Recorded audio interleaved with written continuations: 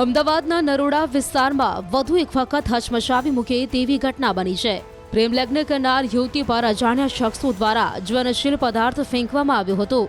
આ ઘટના નરોડાની નીલકમલ સોસાયટીમાં બની હતી, જ્યાં એક બાઇક પર આવેલા અજાણ્યા શખ્સોએ યુવતી પર જ્વલનશીલ પદાર્થ ફેંક્યો હતો અને ત્યારબાદ ફરાર થઈ ગયા હતા। જો કે બનાવના પગલે યુવતી ચીસો પાડવા લાગતા આસપાસમાં રહેતા લોકો મોટી સંખ્યામાં ઘટના સ્થળે દોડી આવ્યા હતા। તો પોલીસનો કાફલો પણ જાણ થતાં જ ઘટના સ્થળે પહોંચ્યો હતો અને પ્રાથમિક તપાસ આદરી છે। આ ઘટનાના પગલે સમગ્ર વિસ્તારમાં ભયનો માહોલ જોવા મળ્યો છે। અમદાવાદના સરદારનગર નરોડા વિસ્તારમાં એસિડ એટેકની જે ઘટના બની છે, ગઈકાલે રાતની આ ઘટના છે કે જ્યાં 25 વર્ષીય યુવતી પર આ સોસાયટીમાં આવેલા બે અજાણ્યા શખ્સો દ્વારા એસિડ એટેકની ઘટના બની હોવાનું સામે આવ્યું છે। હાલ એ દ્રશ્ય હું આપને બતાવીશ। હાલ જે આપ જે દ્રશ્ય જોઈ શકો છો કે એ સોસાયટીના કે જ્યાં અજાણ્યા શખ્સો જે છે તે અહીંયા પહોંચ્યા હતા અને 25 વર્ષીય યુવતી પર જે છે તે જ્વલનશીલ પદાર્થ ફેંકવામાં આવ્યો હતો અને હાલ જે છે એ યુવતી જે છે તેને અમદાવાદની સિવિલ હોસ્પિટલમાં સારવાર અર્થે ખસેડવામાં આવી છે।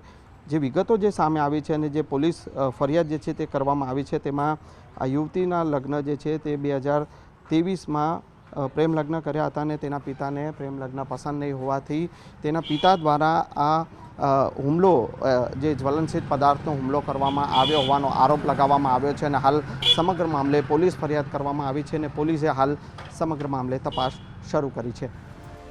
ઉલ્લેખનીય છે કે યુવતીએ 2023માં પ્રેમ લગ્ન કર્યા હતા, પરંતુ તેના પિતાને આ લગ્ન પસંદ ન હોવાથી તેઓ નારાજ હોવાનું સામે આવ્યું છે। તો છેલ્લા 13 વર્ષથી જ યુવતી તેની માતા તથા મોટા બહેનો સાથે અલગ રહેતી હોવાનો પણ ખુલાસો થયો છે।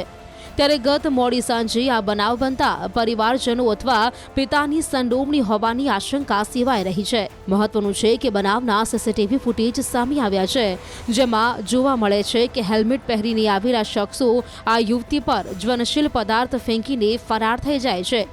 ત્યારે આ સમગ્ર મામલે પોલીસે શખ્સોને શોધવા માટે કવાયત હાથ ધરી છે।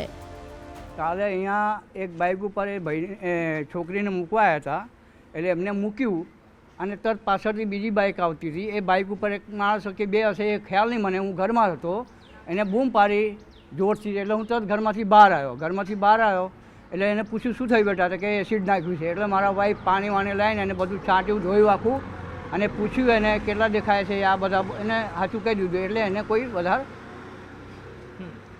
કેટલી વારમાં છાંટીને લોકો જતા રહ્યા એટલે તરત જ હવે હું ઘરમાંથી બહાર આવ્યો એટલે એને તમારે ટ્રીટમેન્ટ એને છોકરીને જોવું ને, એ ભાઈ કઈ બાજુ ભાગ્યા, આમ અહીંથી ભાગી ગયા, આમ પેલી બાજુ અમે પાણી નાખી અને એને ધોયું, ઠંડુ પાણીથી આંખ વખ ધોયું, બરાબર કમ્પ્લીટ થઈ ગઈ છોકરી।